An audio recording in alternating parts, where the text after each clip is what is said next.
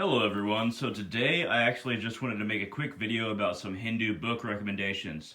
If you are interested in Hinduism, then these are the books that I would recommend.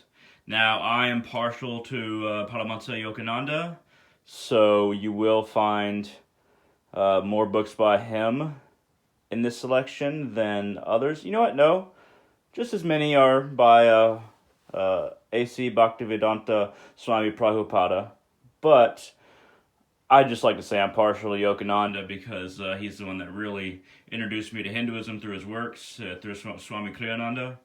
I usually align myself as far as belief goes with his beliefs in Hinduism. But nobody has the ultimate authority in Hinduism. That's the great thing about Hinduism. Nobody has the ultimate authority. There's no dogma. They're just different schools of thought. Bhakti Yoga emphasizes faith. Kriya Yoga emphasizes breathing and energy up the spine to experience greater and greater degrees of samadhi. Raja Yoga focuses on action and acting without focusing on the fruit of action, but acting in a way that is a spiritual path.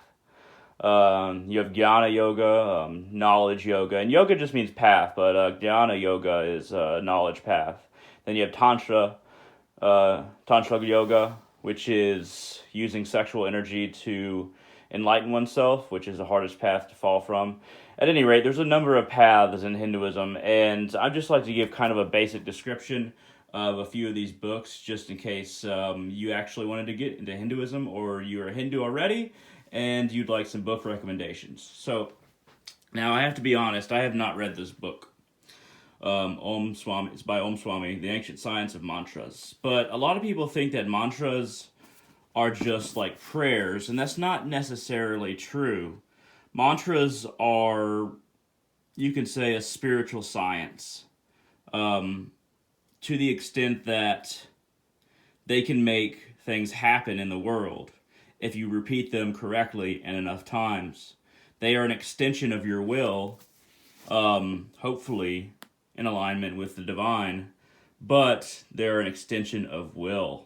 The Science of Mantras, I bought this book that I haven't read yet, to be honest, because this is a great, from what I've heard, it's a great resource on really what mantras are, how to use them, things like that. Okay, so the next book we're going to go to is the Bhagavad-Gita as it is by His Divine Grace, A.C. Bhaktivedanta Swami Prabhupada. I've said that enough times where I actually don't even need to read it. It's a sad thing. Anyway, this is a really good version of the Bhagavad-Gita. I don't agree with Bhaktivedanta Swami Prabhupada on Krishna being basically, he says Krishna is kind of like Christ for the Christians. Krishna is that for the Hindus, that he is the ultimate form of Godhead on earth, which I don't agree with, but his translation of the Bhagavad Gita from all its different forms in this book is just is really as close to spot on as you can get. Now, the essence of the Bhagavad Gita by Swami Kriyananda, well, as remembered by Swami Kriyananda by Paramahansa Yogananda. Once again, the essence of the Bhagavad Gita is Yogananda's school of thought attribution to the Bhagavad Gita, but I honestly think that is a really good version right there. I won't say that it's better or worse than Paramahansa Yogananda's version, as remembered by Swami Kriyananda, the essence of the Bhagavad Gita, but I will say that this is a really easy to understand version, and it's one that I'd recommend. Okay, so now we're going to Devdutt Patnaik, Jaya, and in this an illustrated retelling of the Mahabharata. Now, the Mahabharata is the longest epic in human history. It contains the Bhagavad Gita. I don't know what page this is, but I'm just kind of opening it up just so you can see kind of how it's formatted some of the time. But this is a really good version because it has, not only does it have pictures, but it's very comprehensive. Like, even the pictures is not like the main good thing about this book, even though it's very helpful, but just the comprehensiveness of this version of the Mahabharata is wonderful. And there's like 1,000 different versions of Mahabharata, but I think Dave Duck Pucknaik did a really good job. And I listened to that on audiobook multiple times, and I've read some of it in the actual book, which is This Is It. But the Mahabharata, it's hard to even describe it. Basically it's about a war between millions of men. At one front was the Pandavas, the other front was the Kuru clan, and the Kurus. A lot of the Mahabharata is actually symbolic. The Kurus are basically materialistic, on the side of materialism, ego, and the Pandavas are the side of virtue and attaining oneness. But for me, I can't really give a good explanation of what the Mahabharata is, because man, it's really hard to describe it in briefly. But if you really care about Hinduism and ancient India and some really important lessons in Hinduism, you need to get some version of the Mahabharata. I would recommend Dave Duck Pucknaik's version, called Jaya, which means praise and victory, kind of. All right, so let's move on. The Rig Veda. Now, somebody once described the Vedas as the grass, the Upanishads as the cow who eats the grass, and the milk that comes from the cow as the Bhagavad-Gita. Once again, there's actually multiple versions of the Bhagavad-Gita because nobody can really agree on the exact right version, which is okay in Hinduism. Rig Veda is very important. The most ancient Hindu documents talks about songs to the gods, how creation happened, different gods, different demons, many stories, many hymns. This version is probably not the best version because it's by Penguin Classics. But it's the most understandable version for a Western audience. And you'll have something like this. Let's give you a second there. And then, sometimes there's notes down here. These notes aren't extensive. Sometimes the notes are more extensive. They're more like a purport some of the time.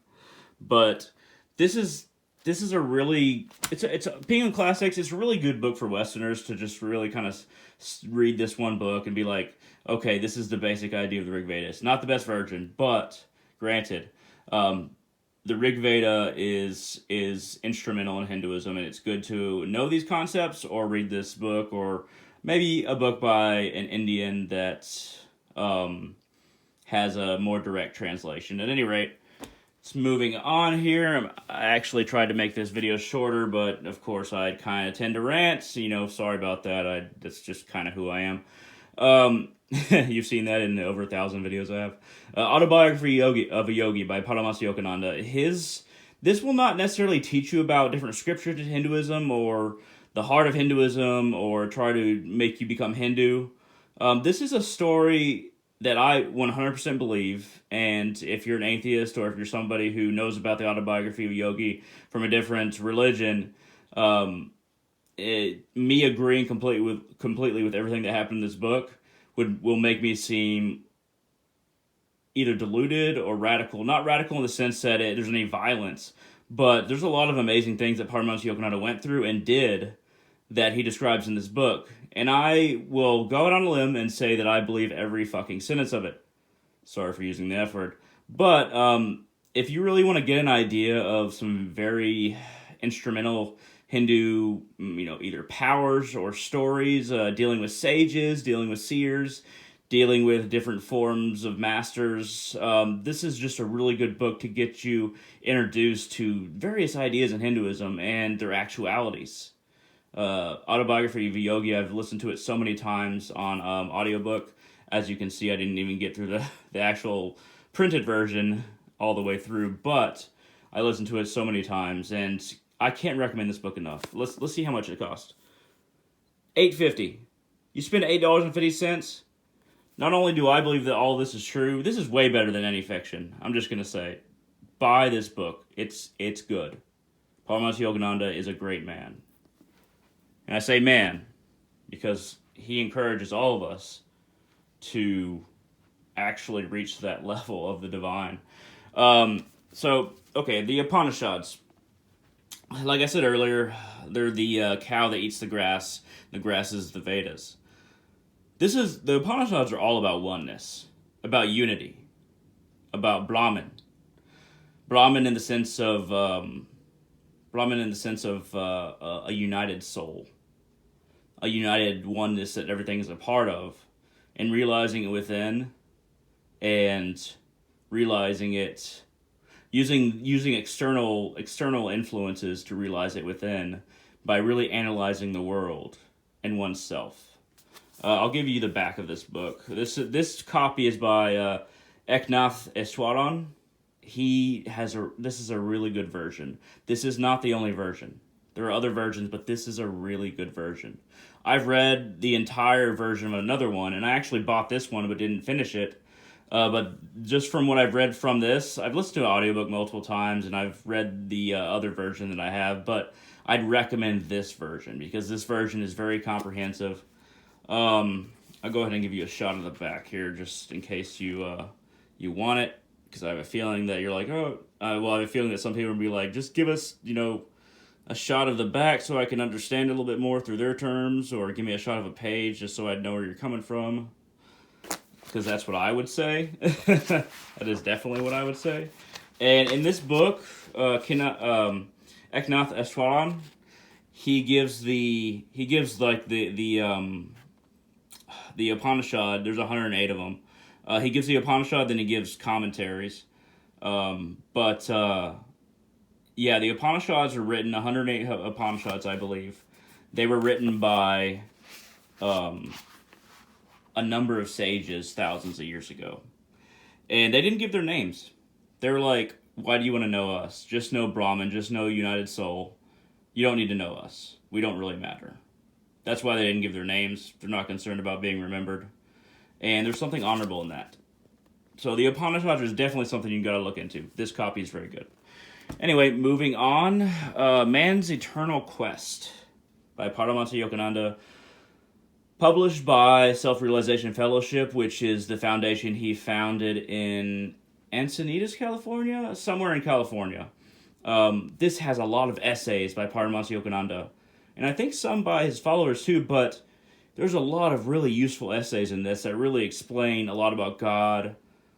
I keep on saying Hinduism, but Hinduism is just so vast. I'm just saying Hindu because then you're like, oh, okay, then I kind of know what you're talking about. But really, he just talks about God, talks about everything, talks about soul.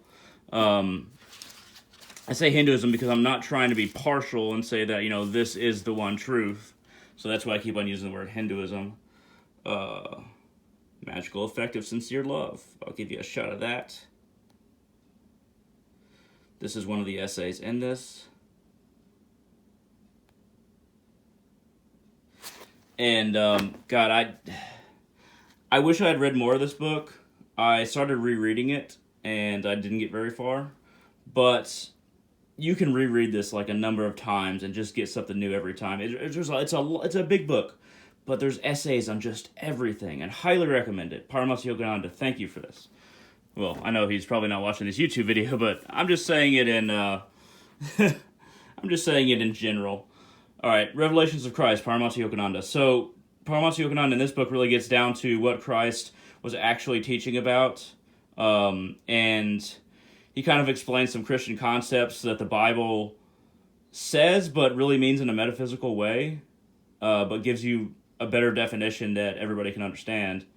But he also talks about Revelations of Christ of just things that aren't in the Bible as well, things that Christ really taught, but didn't make its way into the Bible for one reason or another, really for power. But this is a really good book for Christians that are trying to transition into Hinduism, and then Hindus who believe that Jesus Christ was an avatar. I believe Jesus Christ was an avatar of Shiv.